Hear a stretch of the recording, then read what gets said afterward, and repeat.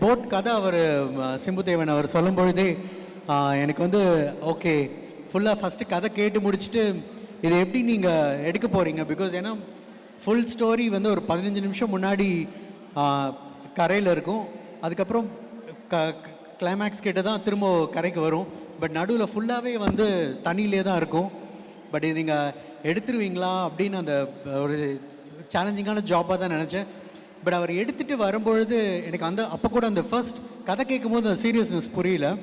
But எடுத்துகிட்டு வந்து ஸ்க்ரீனில் பார்க்கும்போது எனக்கு கொஞ்சம் ஒரு பதட்டமாக இருந்துச்சு. என்னென்னா ஜென்ரலி ஒரு சீன் ஒரு படம் நாங்கள் பண்ணிகிட்ருக்கோம், ஒரு லொக்கேஷன் இருக்கும், ஒரு லொக்கேஷனில் இன்னொரு லொக்கேஷனுக்கு போவாங்க, அப்புறம் ஒரு ஆர்டிஸ்ட்லேருந்து ஒரு இமோஷன்லேருந்து நடுவில் ஒரு சாங் இருக்கும்.